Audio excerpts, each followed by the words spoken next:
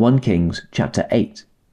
Then King Solomon summoned into his presence at Jerusalem the elders of Israel, all the heads of the tribes and the chiefs of the Israelite families, to bring up the ark of the Lord's covenant from Zion, the city of David.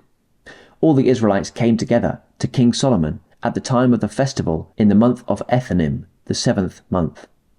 When all the elders of Israel arrived, the priests took up the ark, and they brought up the ark of the Lord and the tent of meeting and all the sacred furnishings in it.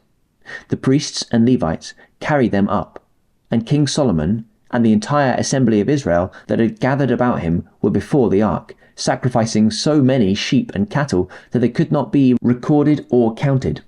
The priests then brought the ark of the Lord's covenant to its place in the inner sanctuary of the temple, the most holy place, and put it beneath the wings of the cherubim.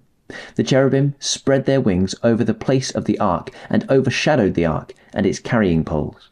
These poles were so long that their ends could be seen from the holy place in front of the inner sanctuary, but not from outside the holy place, and they are still there today.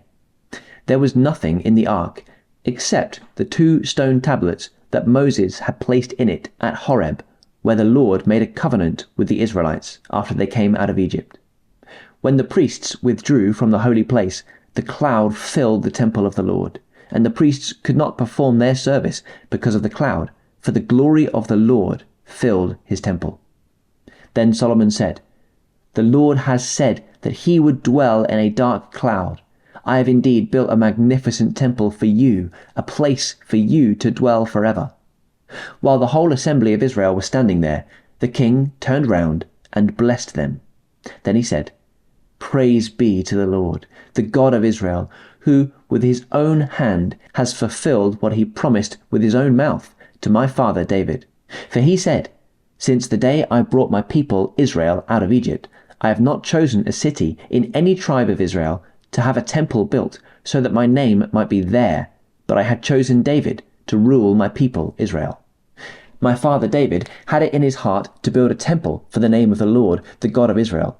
But the Lord said to my father David, 'You did well to have it in your heart to build a temple for my name. Nevertheless, you are not the one to build the temple, but your son, your own flesh and blood. He is the one who will build the temple for my name.' The Lord has kept the promise he made.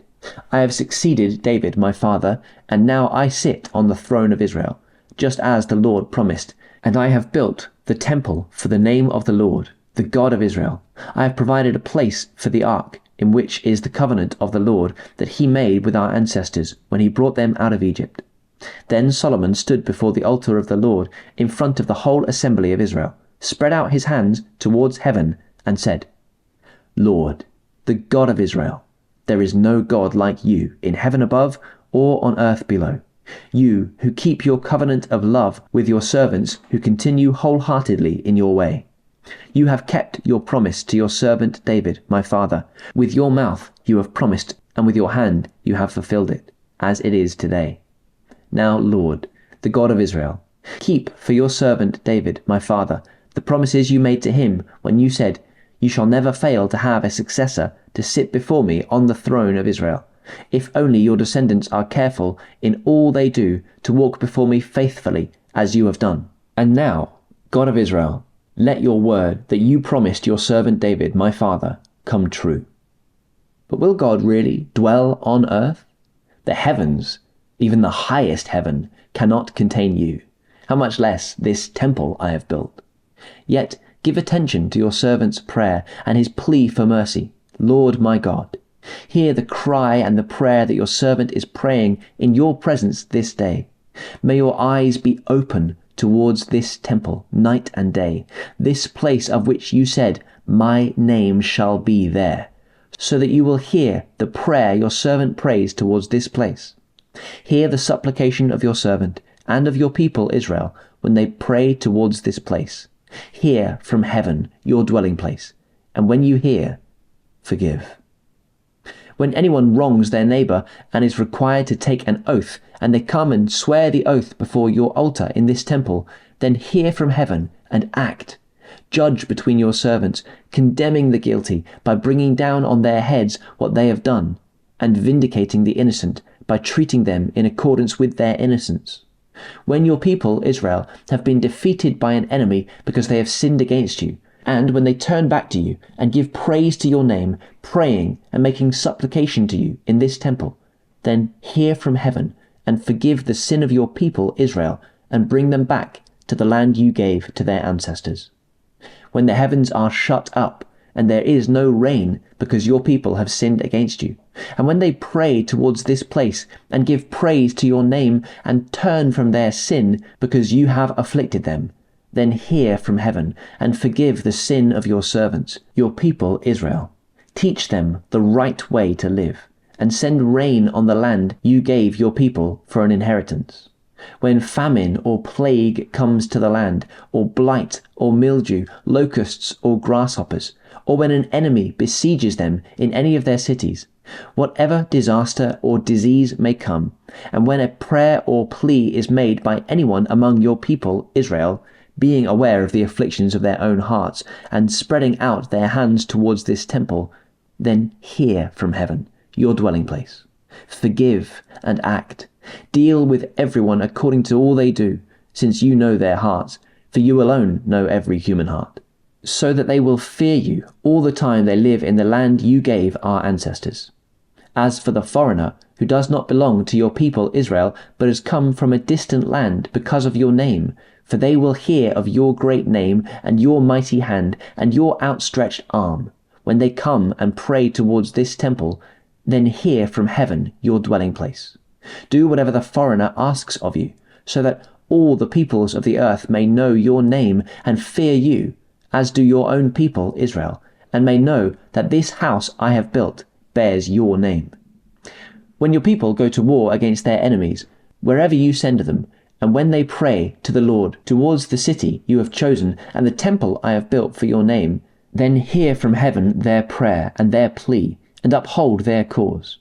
When they sin against you, for there is no one who does not sin, and you become angry with them and give them over to their enemies, who take them captive to their own lands far away or near, and if they have a change of heart in the land where they are held captive, and repent, and plead with you in the land of their captors, and say, We have sinned, we have done wrong, we have acted wickedly, and if they turn back to you with all their heart and soul in the land of their enemies who took them captive, and pray to you towards the land you gave their ancestors, towards the city you have chosen and the temple I have built for your name, then from heaven, your dwelling place, hear their prayer and their plea, and uphold their cause, and forgive your people who have sinned against you. Forgive all the offences they have committed against you, and cause their captors to show them mercy, for they are your people and your inheritance, whom you brought out of Egypt, out of that iron smelting furnace. May your eyes be open to your servant's plea, and to the plea of your people Israel, and may you listen to them whenever they cry out to you. For you singled them out from all the nations of the world to be your own inheritance, just as you declared through your servant Moses, when you, sovereign Lord, brought our ancestors out of Egypt. When Solomon had finished all these prayers and supplications to the Lord, he rose from before the altar of the Lord, where he had been kneeling, with his hands spread out towards heaven. He stood and blessed the whole assembly of Israel in a loud voice, saying, Praise be to the Lord, who has given rest to his people Israel, just as he promised. Not one word has failed of all the good promises he gave through his servant Moses. May the Lord our God be with us as he was with our ancestors. May he never leave us or forsake us. May he turn our hearts to him, to walk in obedience to him, and keep the commands, decrees, and laws he gave our ancestors. And may these words of mine, which I have prayed before the Lord, be near to the Lord our God, day and night, that he may uphold the cause of his servant, and the cause of his people Israel, according to each day's need, so that all the peoples of the earth may know that the Lord is God, and there is no other.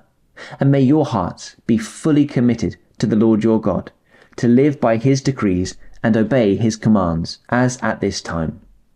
Then the king and all Israel with him offered sacrifices before the Lord. Solomon offered a sacrifice of fellowship offerings to the Lord, 22,000 cattle and 120,000 sheep and goats. So the king and all the Israelites dedicated the temple of the Lord. On that same day, the king consecrated the middle part of the courtyard in front of the temple of the Lord, and there he offered burnt offerings, grain offerings, and the fat of the fellowship offerings, because the bronze altar that stood before the Lord was too small to hold the burnt offerings, the grain offerings, and the fat of the fellowship offerings. So Solomon observed the festival at that time, and all Israel with him, a vast assembly, people from Lebo Hamath to the Wadi of Egypt. They celebrated it before the Lord our God for 7 days and 7 days more, 14 days in all. On the following day he sent the people away. They blessed the king and then went home, joyful and glad in heart for all the good things the Lord had done for his servant David and his people Israel.